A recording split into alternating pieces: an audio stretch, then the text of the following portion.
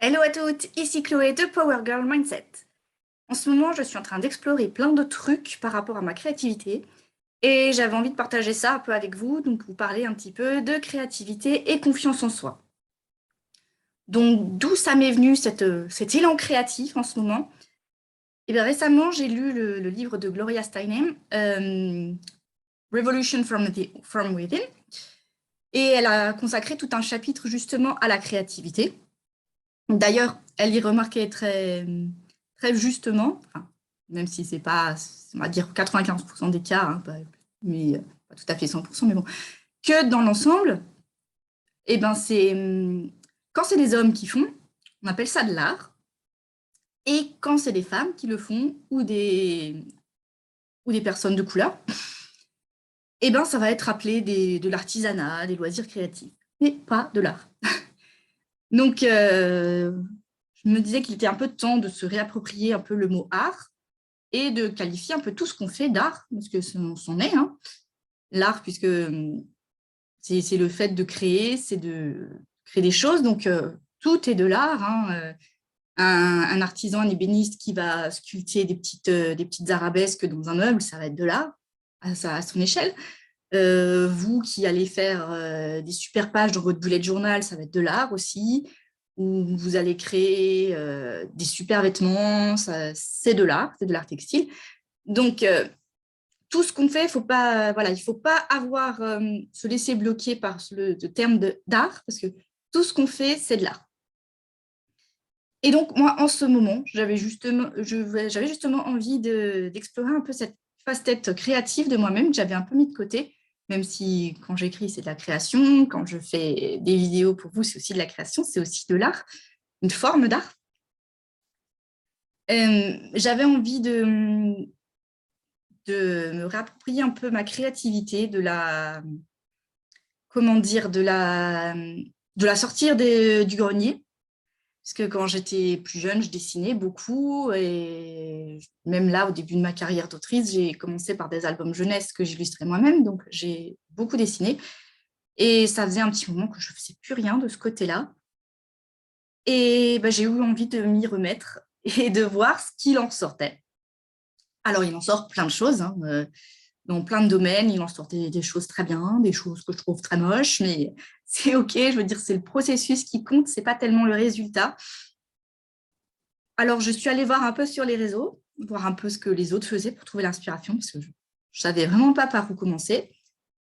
Et j'ai regardé donc ce que faisaient les autres, et puis c'est vrai que ce n'était pas forcément des choses hyper élaborées. Alors, on voit des choses magnifiques, bien sûr, hein, comme toujours sur Instagram, mais des trucs qui sont tout simples, qui sont à la portée de n'importe qui pour peu qu'on ait l'idée. Donc, j'ai commencé à m'inspirer, pas vraiment copier, mais à m'inspirer de ce que faisaient les autres, parfois aussi recopier carrément un modèle juste pour apprendre. C'est comme ça que tout le monde a commencé, hein. Les apprentis, les peintres, ben, ils copiaient les œuvres de leurs maîtres, hein. C'est comme ça qu'ils ont appris. Et voilà, j'ai testé des trucs, j'ai commencé à sortir mes peintures. Là, je profite que les enfants ne sont pas là pour les laisser sortir tout le temps, comme ça j'y pense. Mais j'ai commencé à mettre juste des traits comme ça de couleurs sur mes pages de cahier à barbouiller, un peu comme ça me venait.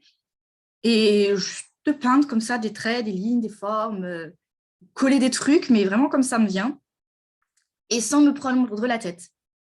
Donc c'est là qu'est le lien justement avec la confiance en soi. C'est qu'en se lançant sans prise de tête, sans objectif, sans se dire, allez, ça faudra, je le montre sur Instagram, il faut que je fasse un truc magnifique pour le poster sur Instagram après, juste pour soi, on prend beaucoup en confiance. Déjà en confiance en ce qu'on fait, mais en soi tout court, parce que ben, prendre le... Surtout quand on a peur de s'exprimer en public ou de se montrer, eh ben, le faire par le biais de la créativité, c'est vous exprimer, c'est faire entendre votre voix, mais d'une autre façon, donc, qui est très pratique pour les timides, hein. Si vous n'osez pas, mettons, exprimer votre colère, vous allez pouvoir la peindre votre colère, par exemple. Moi, je le fais beaucoup avec mes peurs. Je ne les peins pas forcément, mais je gribouille. J'écris mes peurs, je dessine mes peurs, je travaille beaucoup sur mes peurs avec le dessin, parce que c'est quelque chose qui me bloque, hein. Je vous en ai déjà parlé, énormément de blocages liés à la peur. Donc, je travaille beaucoup sur mes peurs en les mettant en mots, en les mettant en images. Et ça me permet déjà de mieux les identifier et du coup de mieux les éliminer, les mettre de côté. Et comme je vous disais, à force de s'entraîner, à force de se lâcher sans se brider, petit à petit, on prend confiance. On prend confiance en soi. On voit qu'on est capable de faire plein de belles choses, que le résultat, il peut être très beau parfois, puis on aura envie de le poster ou pas. Ou alors, parfois, le résultat peut être très moche. Moi, ça m'est arrivé. Hein. Je me suis une fois lancée comme ça au pif. Pareil, à commencer à mettre mes couleurs, à barbouiller en fonction de ce qui se faisait, de ce qui se faisait, de ce que j'avais devant moi sur ma feuille. Et je n'ai pas aimé le résultat du tout. Au final, j'ai trouvé que c'était très, très moche. Alors, tous les goûts sont dans la nature parce que la photo, je l'ai quand même postée sur mon compte d'illustratrice parce que des fois, je poste mes ratés aussi pour justement montrer ce droit à créer juste pour créer sans vouloir faire quelque chose de beau forcément. Et elle a eu pas mal de likes, cette photo, alors que moi, je trouve ça mais trop vilain. C'est pas que c'est raté ou quoi, mais c'est que moi, ça me plaît pas. Voilà. Donc, on apprend aussi à savoir ce qu'on aime, ce qu'on n'aime pas, quelles techniques nous vont. On apprend à se connaître en créant aussi. Hein. On voit les choses qui nous parlent le plus, les choses qui nous inspirent le plus. Et je trouve que pour la confiance en soi, c'est important d'entretenir ce côté créatif chez nous. Alors, quand je dis créatif, ce n'est pas forcément peindre ou dessiner ou même écrire. Ça peut être créé dans n'importe quel domaine que vous appréciez ou un domaine où vous avez envie de débuter totalement. Ça, c'est OK aussi. Donc, ça peut être le tricot, ça peut être la couture, ça peut être le crochet, ça peut être la cuisine, ça peut être le bricolage, ça peut être tout ce que vous voulez. Moi, je sais qu'au cours de ma vie, j'ai testé énormément de trucs parce que j'adore essayer de nouvelles choses. J'ai fait des meubles avec mon mari. Ça nous arrive encore de temps en temps. On fait des meubles à deux, notre petite activité couple.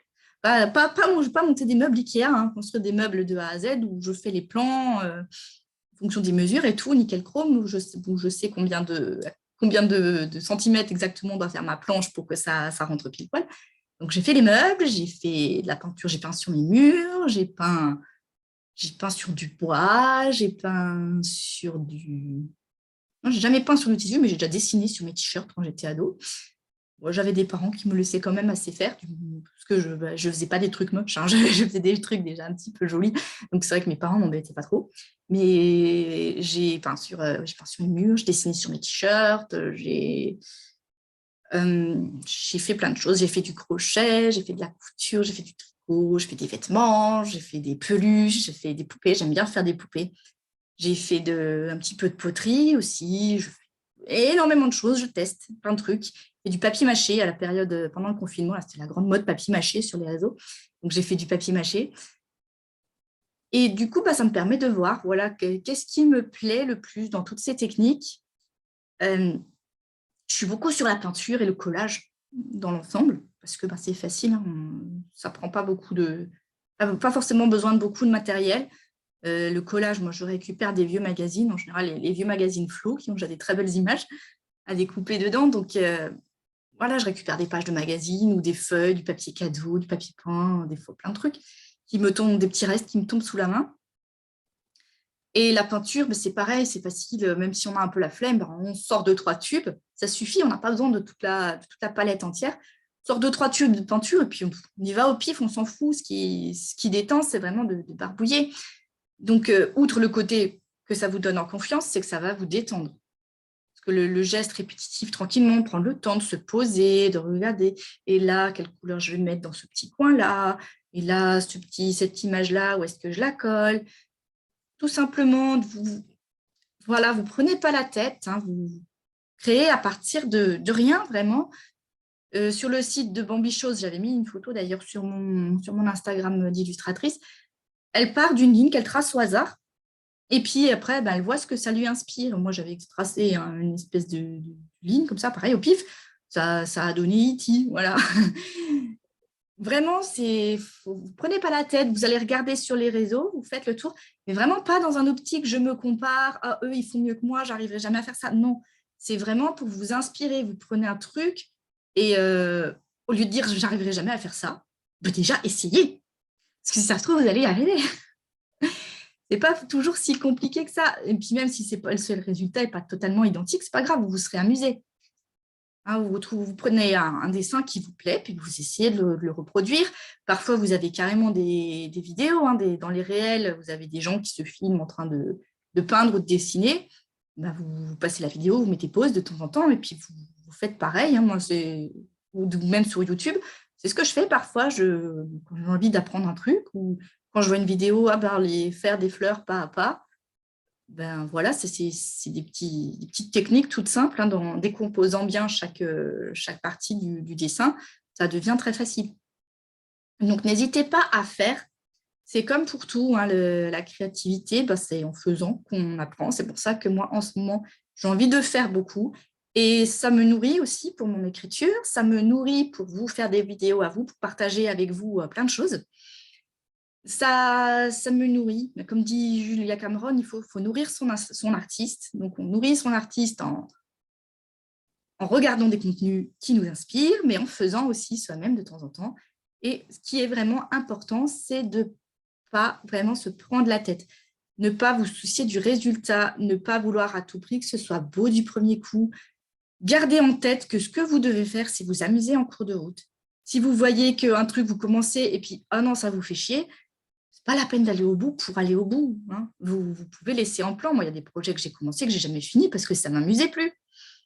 Alors, de temps en temps, c'est bien de mener à bien un projet du début à la fin, mais voilà, c'est pas obligé de le faire à chaque fois. Ça dépend de votre objectif derrière. Hein. Si c'est quelque chose que vous voulez vendre, après, il faut aller de temps en temps, il faut quand même aller du début jusqu'à la fin, avoir un truc abouti. Mais si c'est juste pour vous, pour un hobby, pour vous détendre, c'est pas grave si vous n'aviez pas fini. Si vous vous contentez juste de prendre une feuille, vous la barbouillez dans une seule couleur, vous mettez un gros truc, vous découpez une belle grosse image que vous collez au milieu, c'est déjà largement suffisant. Ça vous aura pris 10-15 minutes, et pendant 10-15 minutes, vous aurez libéré votre esprit, vous aurez fait du bien à vous, à votre morale, à votre santé aussi, parce que ça calme un peu le mental, ça calme aussi tout le reste. Donc, n'hésitez pas à créer autant que vous voulez, comme vous voulez surtout. Créer, ça va vous donner confiance en vous, ça va vous faire vous sentir mieux dans votre peau, ça va être bon pour votre santé aussi. Si vous sentez que vous n'avez pas le moral, vous créez un truc. Vous sortez tout ce que vous avez à sortir de la façon dont vous voulez. Donc, si vous voulez écrire, vous écrivez. Si vous voulez gribouiller par-dessus, vous écrivez. Vous pouvez très bien écrire tous vos trucs et puis après coller quelque chose par-dessus quelque chose qui le soigne ou quelque chose qui l'illustre. Ça, c'est à vous de voir ce que votre ressenti. Vous suivez juste au fond comment vous vous sentez. Vous vous interrogez à chaque étape. Voilà, là, maintenant, j'ai envie de faire quoi? Est-ce que maintenant, j'ai envie de coller une image? Est-ce que maintenant, j'ai envie de faire un peu de journaling par-dessus mon dessin? Est-ce que, voilà, vous vous demandez, vous vous laissez aller, et vraiment, vous soufflez, vous lâchez prise sur tout, sur le résultat en particulier, et vous vous amusez. Donc, créer, c'est très bon pour la santé. Sur ce, je vous fais plein de gros bisous et je vous dis à très vite. Bye bye.